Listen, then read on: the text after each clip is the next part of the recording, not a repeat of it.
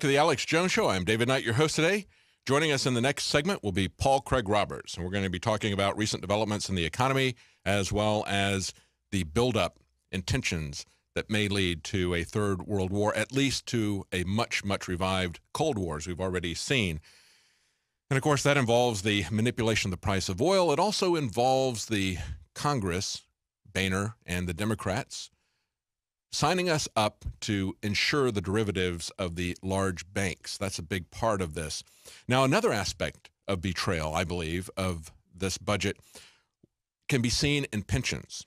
Now, of course, there's a lot of different ways that people can get their pensions. We have Social Security, a lot of people think of as their pension. Well, guess what they did?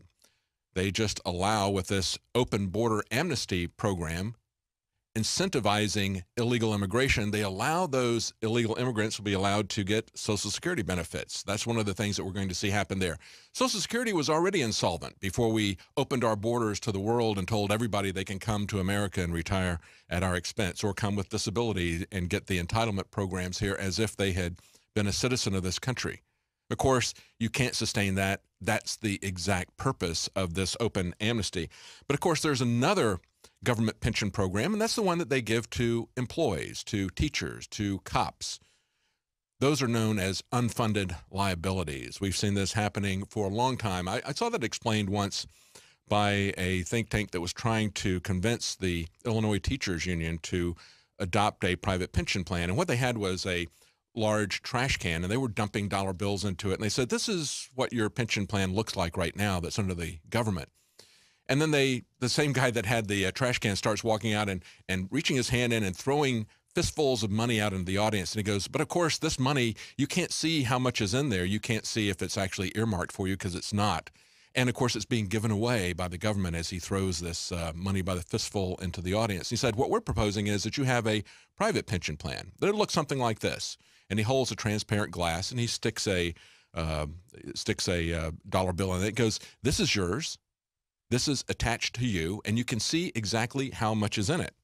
Well, the problem is that we've had that in terms of private pensions. We see that many people who've worked for corporations for 20, 30 years, they had an agreement. They knew exactly what was in their pension plan. That was always sacrosanct. You could not touch that under bankruptcy, under any other circumstances. It was set. Now, the Boehner budget has attacked that. They're going to allow those corporations, people who have made private commitments to workers for their retirement, they're going to allow them to come in and restructure that. And that means that they're not that far away from bail-ins either, the other form of a private pension where you take your money and you put it into some kind of an investment or an IRA. They're going to come after that as well. So there's the four. You think any of those are secure? Not a single one of those are secure. And it really underscores, I think, the drastic decline in standard of living here in America when you look at how these companies are trying to make the case that they need to have relief from these pension commitments, from these liabilities on their balance sheet. They need to have the ability to restructure those deals. In other words, to cut your benefits.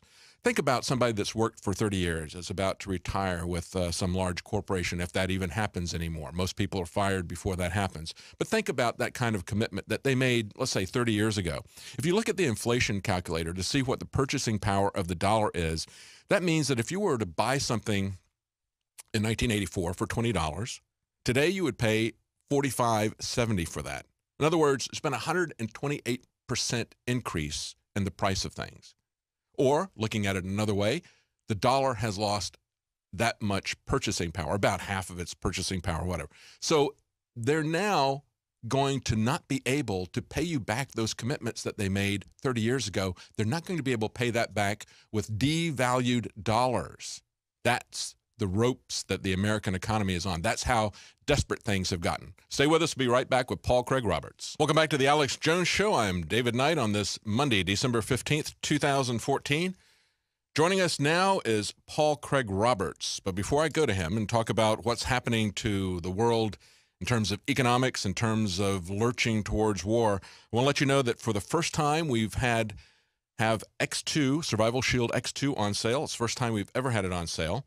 And that sale is 17% off plus free shipping. So normally it's $29.99. You now get it for $24.99 plus with the free shipping. Without free shipping, you would have paid $38 for it. So now you're getting it for $24.99. This is a sale that's only going to run through next Monday. If you order it now, within the next 2 days, you get guaranteed delivery by Christmas. And again, that's Survival Shield X2, available at InfoWarsLife.com, on sale for just the next week. Now, joining us is Paul Craig Roberts, and of course, he was the Assistant Secretary of the Treasury during the Reagan administration. He was famous as the co-founder of Reaganomics, an author of many books, 8, it says right here, 8 different books, a PhD from Georgia Institute of Technology, University of Virginia. And I wanted to ask him, Dr. Roberts, thank you for joining us. I wanted to ask you about what's going on, your take on oil. It looks to me like it has got multiple aspects of it, not only attacking our domestic energy production, but also a knife aimed straight at the jugular of Putin in Russia. Would you say? David, I don't really know. All I know for a fact, if news reports are correct, and you never know if that's true either, that the OPEC, or the Saudis primarily, normally when you have a recession and the demand for oil drops and the price starts going down, in the past, the Saudis restrict their output. They cut back the production in order to reduce the fall in the price. So they protect the price by restricting output when the demand falls. That's their normal behavior. This time, this is not happening, apparently, if news reports are correct. But of course, I'm not connected to the oil industry and have no independent information about it. So if news reports are correct, for the first time, or for an unusual incident, the Saudis are not restricting output as the demand falls, and so the price is going down. Now, the effect of this, of course, is devastating for the American fracking industry. You might remember that in order to get fracking underway and give fracking companies the ability to override community concerns, homeowner concerns, to override people's concerns with surface water and groundwater, the industry promised 100 years of energy independence. In other words, they created this impression that the United States would no longer have any imported energy, that we would have a century of our own energy. And by making these kinds of claims and establishing this kind of attitude, they were able to override the real objections to fracking. Now, that all of that fracking started with a much higher oil price. The price falls down like it does. This industry doesn't pay. The costs are higher than the price, and so you could look at this as the Saudis were taken in by this propaganda. I've seen various reports from people who claim to be experts that at best there was 20 years from fracking, not 100. Now, maybe the Saudis were taken in. They didn't want to lose their market, so they're just driving these companies into the ground. That's one explanation. Another explanation that people advance is that we've hired the Saudis to put the pressure on Russian revenues by driving down the price of oil, because the Russian economy is dependent in some ways on the sale of oil. And so if the price of oil is driven down, and generally all energy prices tend to move together, so maybe it also hurts their sales of natural gas. And so this is seen as an effort of the United States to hurt Russia's ability to resist the various U.S., NATO, EU pressures. I don't know what the answer is. The only fact we know is that for some reason the Saudis are not restricting output in order to protect the price. Well, let's look at what is going to come, regardless of what the motivations were on this. Let's look at some of the immediate practical considerations that are going to come under fire here. As I talked about earlier, we've got this report from David Stockman's Contra Corner. Says, here comes Wall Street's latest toxic waste. He says oil-linked notes will blow up under $80, many of them. And so are you concerned about the derivatives market that's attached to oil prices? Yes, a lot of people are, not just David. I think that is a possible explosive event for the banks, and it could be the reason that I think it's the Citibank chairman that's been pressing to overcome the part of the replacement legislation for Glass-Steagall that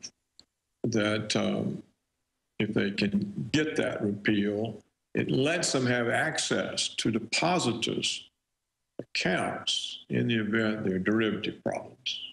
Yes. So that could be one of the reasons that the Citibank chairman is pressing to overturn this legislation, because the legislation, I think, requires them to move their derivative stuff into subsidiaries and get it off the entity that holds the consumer deposits. That's correct. With Dodd-Frank, they were supposed to separate out those speculative investments away from their core banking business, which would be insured by FDIC deposits. And we've seen a lot of heavy lobbying by Diamond as well as by Citibank to get this in, and it looks like they got what they wanted. That's part of the budget deal that got rammed through by Boehner, and of course it's alienated even a lot of the Democrat base. They essentially have alienated their voters by giving this massive gift to the bankers, telling them we'll underwrite and insure your risky investments using the U.S. taxpayer. So Elizabeth Warren wasn't able to block it. I know she was trying to block it. Yeah, I think it's. I think the deal has gone through. I believe anyway. That's what they're trying to do, and whether that's gone through or not is an indication that they themselves are worried about the oil derivatives. But there are all sorts of other derivatives.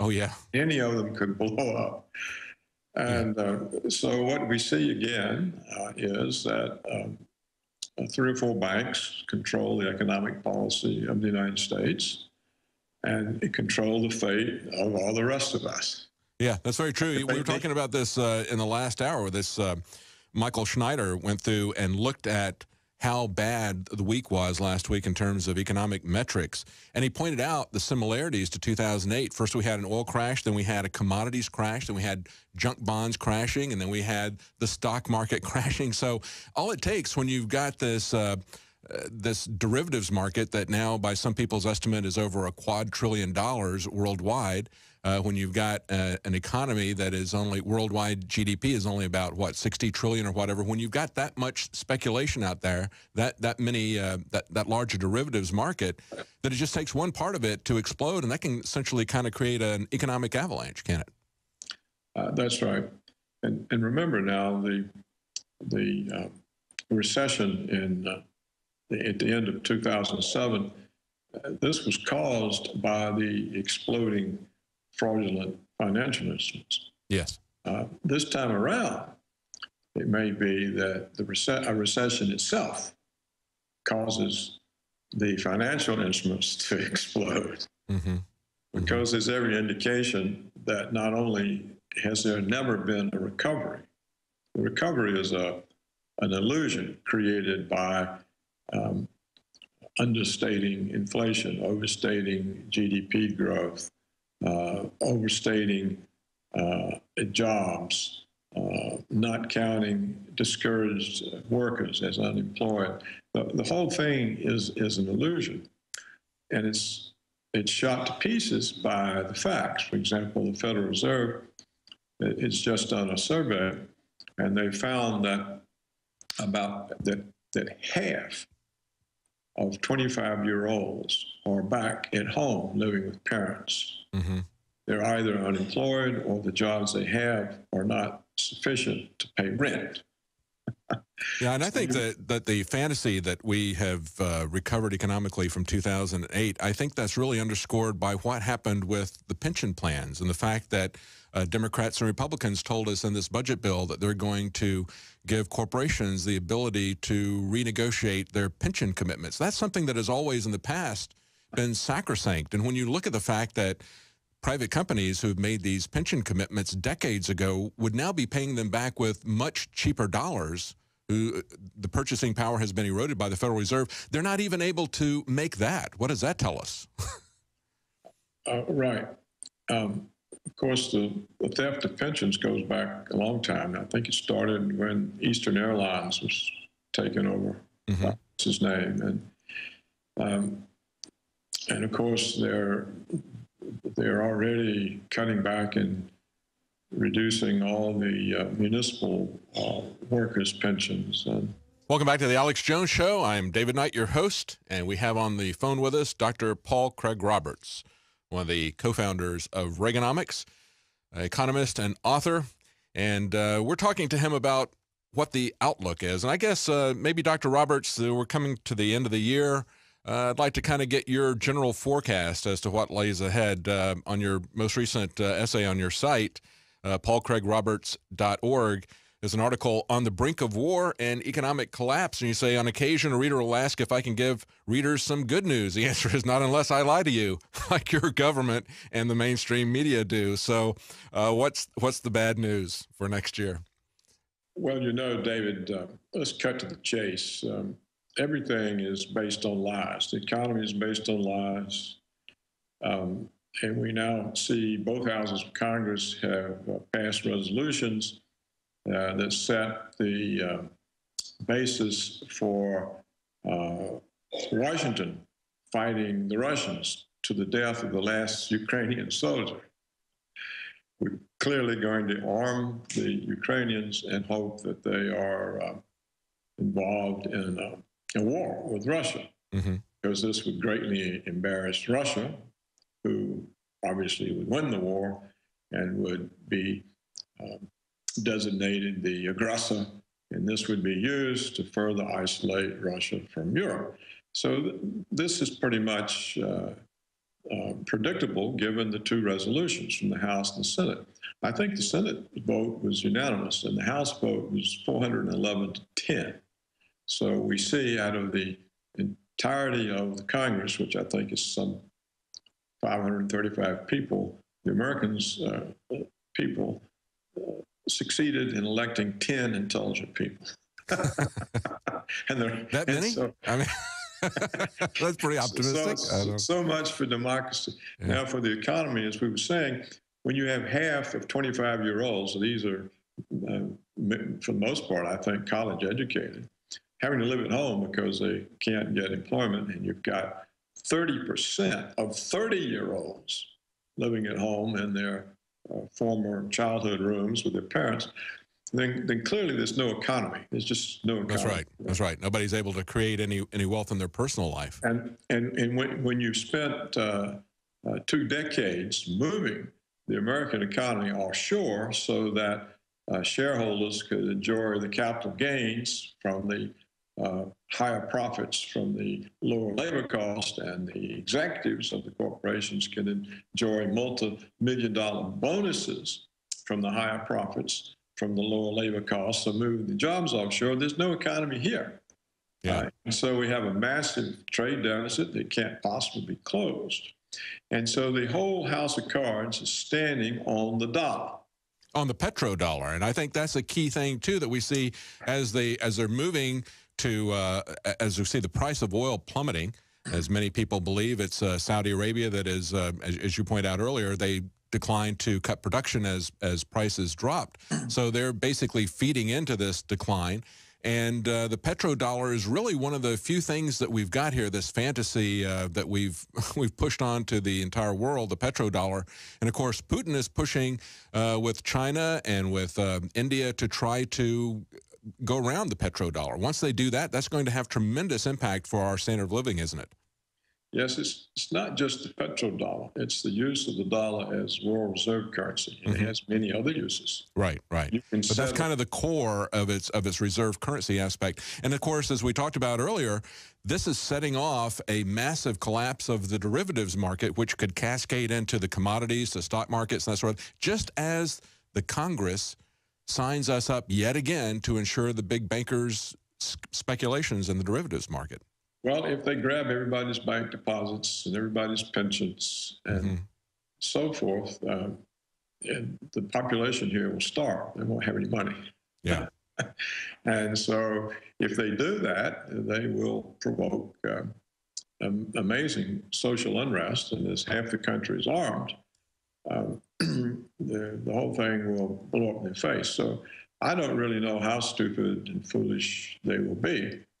There was kind of an interesting little side story that came up last week where they were sending out $200,000 worth of emergency kits to managers at the 7 or 8 largest banks. They were kind of little $50 prepper kits. I don't know that would have any practical value whatsoever, that small of amount of prepping, but I think it kind of showed their concern, don't you?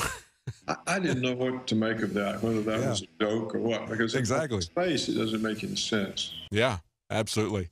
Amazing. Well, thank you so much, Dr. Roberts. That's paulcraigroberts.org. Thank you so much for joining us.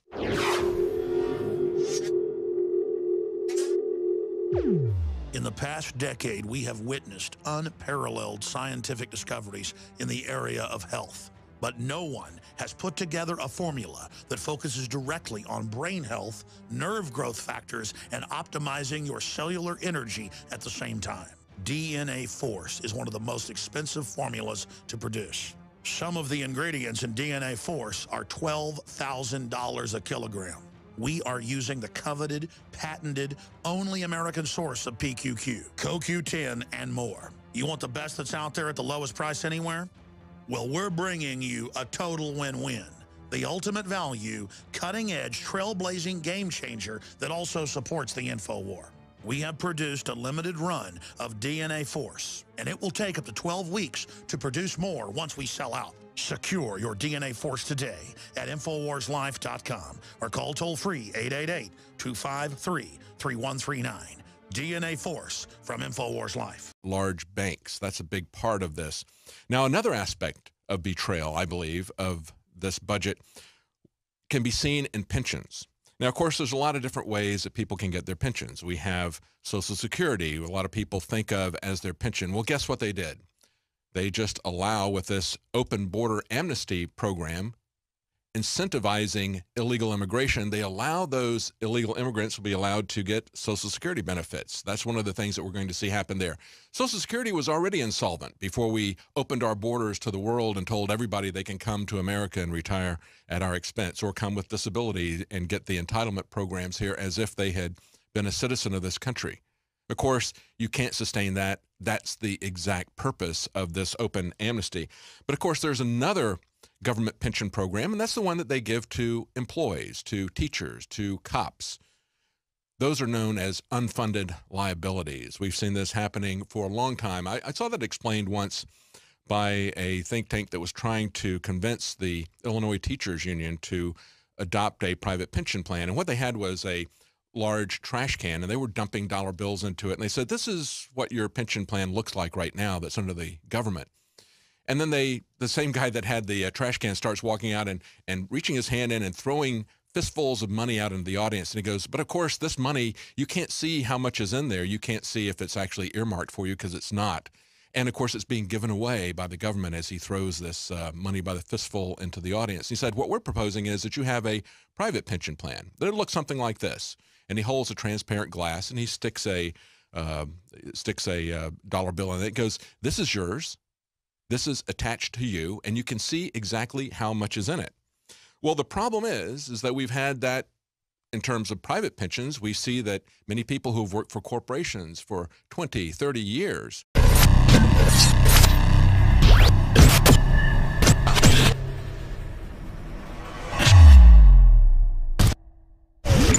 Welcome back to the Alex Jones Show. I'm David Knight, your host today. Joining us in the next segment will be Paul Craig Roberts, and we're going to be talking about recent developments in the economy as well as the buildup in tensions that may lead to a third world war, at least to a much, much revived Cold War, as we've already seen. And of course, that involves the manipulation of the price of oil. It also involves the Congress, Boehner and the Democrats, signing us up to ensure the derivatives of they had an agreement. They knew exactly what was in their pension plan. That was always sacrosanct. You could not touch that under bankruptcy, under any other circumstances. It was set. Now, the Boehner budget has attacked that. They're going to allow those corporations, people who have made private commitments to workers for their retirement, they're going to allow them to come in and restructure that. And that means that they're not that far away from bail-ins either, the other form of a private pension where you take your money and you put it into some kind of an investment or an IRA. They're going to come after